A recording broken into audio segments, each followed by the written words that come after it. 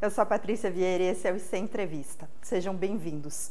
No programa de hoje nós vamos falar sobre relações de contrato de trabalho do ponto de vista da gestão empresarial. Nós viemos até a Associação Comercial do Paraná entrevistar o Dr. Célio Pereira Oliveira Neto. Tudo bem, doutor?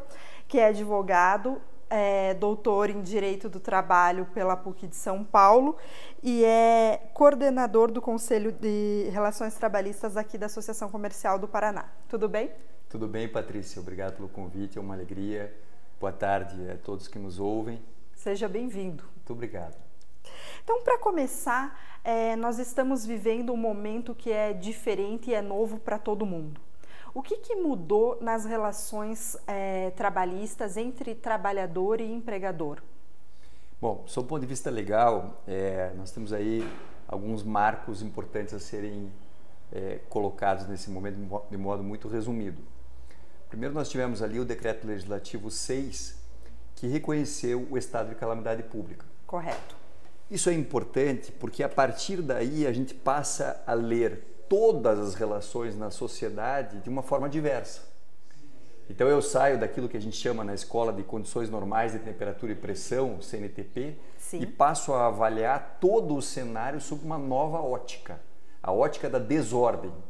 E sob a ótica da desordem é que eu tenho que pensar como eu consigo colocar alguma espécie de ordem.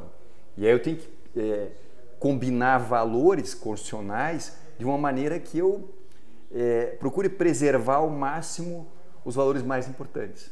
E aqui, no caso, o emprego e a renda. Sim. Então, a gente vem, a partir desse momento que é reconhecido o estado de calamidade pública, daí em seguida, em 22 de março, a gente tem a primeira atuação mais efetiva do Estado, que é a MP 927.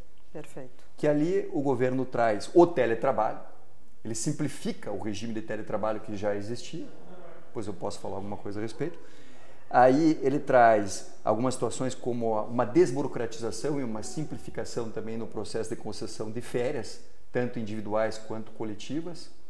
Traz um banco de horas diferido, que pode ser gozado em até 1 ano e meio depois do estado de calamidade pública, que está fixado 31 de dezembro de 2020, pelo menos por um momento. Sim. Traz algumas regras especiais para os profissionais que atuam na área de saúde. Diz que o coronavírus não se caracteriza como doença do trabalho, salvo se houver comprovação do nexo causal. Sim. E traz, dentre outras, um diferimento também, uma prorrogação para efeito de recolhimento do FGTS.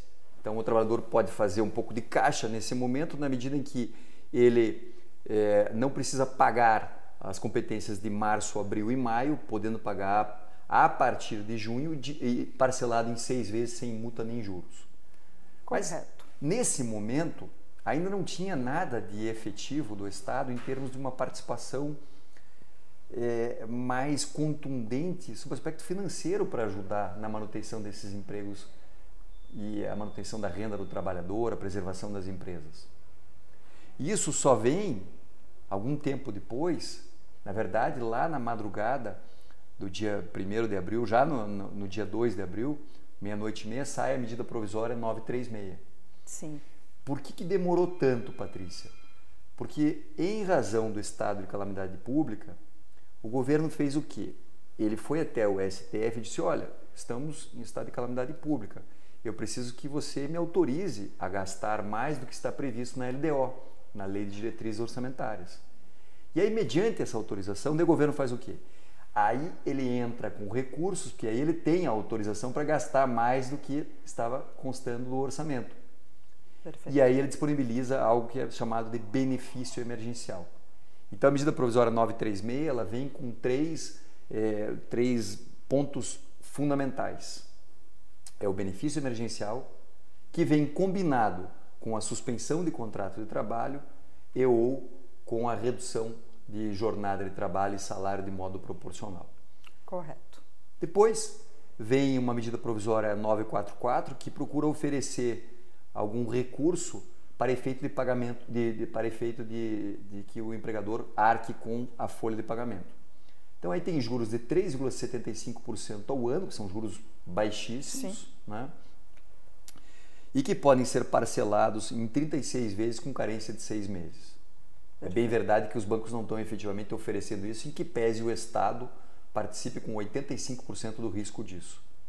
Depois tem uma outra medida, a 946, que transfere os recursos, ele extingue o PIS/PASEP e transfere os seus recursos, tanto ativo quanto passivo, para o FGTS, autorizando os trabalhadores que já têm o direito a sacar um valor, sacar até R$ 1.045 a partir de junho de 2020.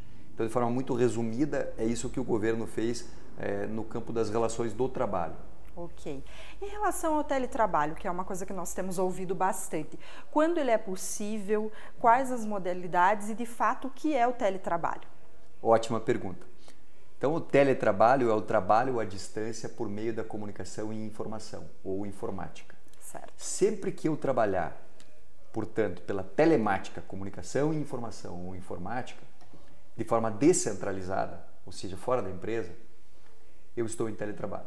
Sim. Eu estou em teletrabalho, portanto, na praia, no coworking, no cybercafé, qualquer lugar. Acontece que agora não é a hora de fazer teletrabalho em qualquer lugar. Sim. Agora é a hora do home office, que é uma espécie de teletrabalho. Sim. Então, quem está em casa fazendo um trabalho manufatureiro está em teletrabalho? Não, não está. Agora, quem está por meio da comunicação e informação ou informática fazendo o trabalho, entregando o resultado desse trabalho, aí sim, está em home office, na modalidade, quer dizer, como modalidade do teletrabalho. Perfeito. Essa modalidade, continuando respondendo aos teus questionamentos, antes da reforma trabalhista, o trabalhador só poderia ser encaminhado ao teletrabalho mediante a concordância do trabalhador. Sim. Ele teria que aceitar. Correto. Eu até estive aqui na Associação Comercial do Paraná, antes mesmo da medida provisória 927, já dizendo que naquele momento, como nós teremos que ler todo o direito de uma maneira diferente, o empregador já deveria encaminhar o empregado para casa para atuar em regime de teletrabalho, independente da vontade do empregado. Por quê? Porque estava e está em risco a defesa de algo maior, que é a proteção à saúde, segurança e à própria vida. Sim. E a proteção da coletividade. E a medida provisória disse isso. Olha, o trabalhador pode ser encaminhado para casa, o empregador avisa com 48 horas de antecedência, e aí ele vai para casa. O empregador pode oferecer equipamentos em regime de comodato, ou pode custear a infraestrutura, isso não vai incorporar o salário nem nada. E eles podem combinar como é que vão fazer, e isso deve ser feito um aditivo contratual para regulamentar isso, mas não precisa fazer agora, tem 30 dias para fazer. E agora, se você disser, vai para casa trabalhador e não der condições de realização do trabalho e ele também não tiver, aí ele deve receber o salário como se trabalhando ou estivesse. Há uma disposição também dizendo que a atuação por meio de encaminhamento de mensagens eletrônicas e etc. e tal, a atuação do trabalhador nesse período não caracteriza tempo de trabalho, que deve ser lida com muito cuidado. Porque uma coisa é encaminhar um WhatsApp, o outro mandar um e-mail ocasional, a outra é o trabalho o tempo inteiro, alguém que fica trabalhando constantemente, encaminhando e-mails na madrugada ou WhatsApp nos finais de semana, que é isso depois o risco de se ter uma ação trabalhista com pedidos de horas extras é enorme. Em que situação é possível suspender o contrato de trabalho, dar férias individual, férias coletiva, antecipar feriado? Como que ficam essas questões? É ampla. A situação aqui é ampla. A suspensão de contrato de trabalho para toda iniciativa privada só não se aplica às empresas, sociedade de economia mista ou de autarquias ou administração pública ou indireta, quer dizer, aquelas vinculadas à União. Sim. No mais, todas as empresas privadas podem fazer uso tanto da suspensão do contrato de trabalho quanto da redução de salário e jornada. Na redução de salário e jornada, então se for reduzido, tem um tabelamento 25, 50 e 70 se for via acordo individual. Certo. Então se eu reduzo 25% do salário, aí 25% do seguro-desemprego que aquele trabalhador vai receber da União. Então o Estado vem e paga 25% do seguro-desemprego. Então, o valor do seguro-desemprego, nos salários maiores especialmente, a diferença é mais substancial. E em razão dessa maior diferença que existe, há a previsão de algo chamado ajuda compensatória, por meio da qual a empresa pode dar uma ajuda àquele trabalhador, sujeito à redução de jornada e salário ou suspensão de contrato, sem caráter salarial. Como um auxílio. Como um auxílio, da mesma forma que as empresas que faturaram em 2019 mais do que 4 milhões e 800 mil reais, uma média de 400 mil mês, elas têm que arcar, no caso da suspensão de contrato de trabalho, com 30% do salário do trabalhador. Perfeito. Só que esses 30%, vamos imaginar que 10 mil. Sim. 10 mil seriam 3 mil. Com encargos, com tudo, esse 3 vira 6. Nesse caso, é uma ajuda compensatória. Então, esse 3 é 3 mesmo. Não tem todo aquele custo adicional. Correto. Em relação a encargos como o FGTS, existe alguma alteração nesse momento? Há uma possibilidade de diferimento do FGTS e antes já havia uma outra medida no aspecto tributário que permite também um diferimento no recolhimento do INSS. Em relação ao profissional de saúde, que é o agente principal, né, o ator principal nesse momento de pandemia, o que muda? A pessoa que está de férias, ela pode ser chamada para voltar ao trabalho? A qualquer tempo. Então, a medida provisória prevê que esse trabalhador ele deve ser convocado, se necessário for, preferencialmente com 48 horas de antecedência. Quer dizer, sequer é obrigatório que seja com 48 horas. Então, as férias podem ser suspensas, ele retorna e começa a trabalhar. Tem um regime de trabalho que de 12 por 36, muito comum nesse tipo de atividade, em que você trabalha 12 horas e descansa 36. E nesse caso, a jurisprudência nunca admitia que se trabalhasse mais do que essas 12. Desqualificava qualquer espécie de compensação nesse sentido. Nesse momento, há uma autorização expressa para prorrogar, inclusive, essas 12.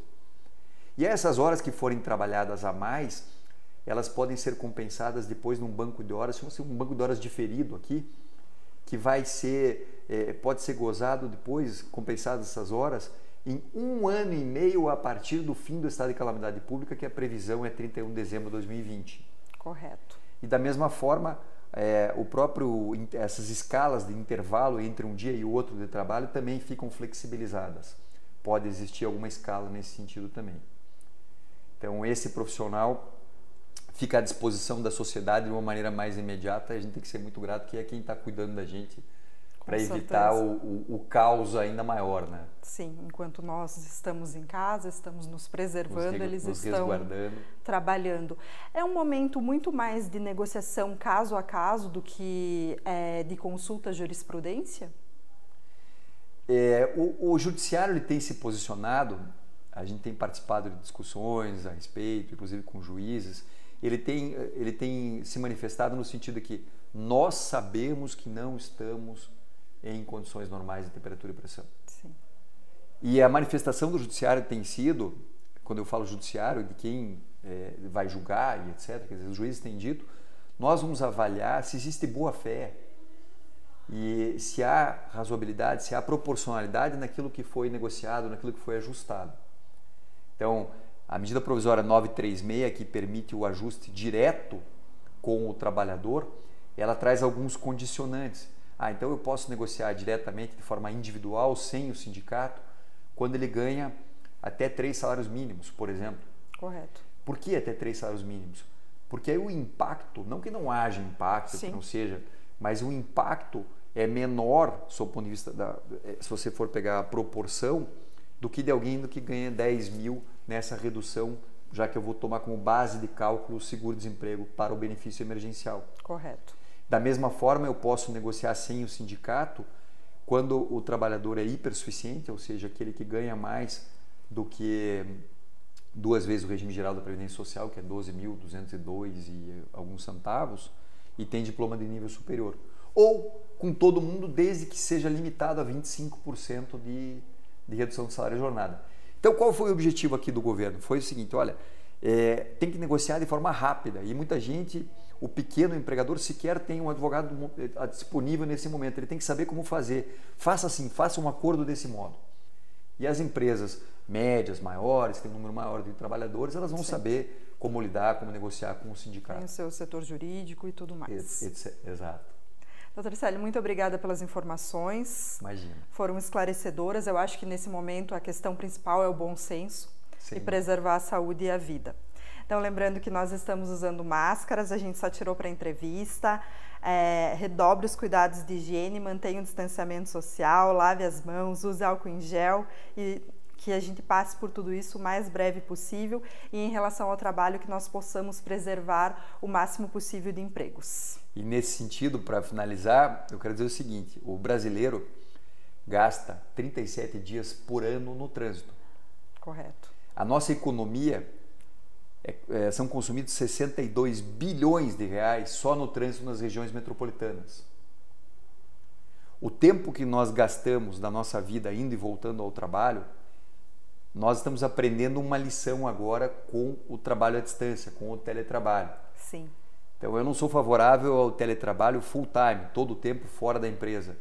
Mas se a gente trabalhar uma vez por semana fora da empresa e nós tirarmos 20% das pessoas da rua, claro que seria um número maravilhoso, o quanto nós iríamos diminuir, o quanto iríamos ganhar de tempo para fazer coisas que nos deem prazer, uma qualificação profissional, uma requalificação, ter um maior contato com a família, se aproximar do núcleo familiar, o quanto melhoraríamos a qualidade do ar diante da redução da queima de combustível poluente, inclusive não renováveis. Sim. Né? E as empresas ganham com produtividade, já estão ganhando com produtividade agora. Imagina com um programa de teletrabalho estruturado e implementado pós-Covid-19. Então, isso vai passar, vamos tentar tirar boas lições daqui, vamos usar aquilo que só o Raul Seixas previu o dia em que a Terra parou.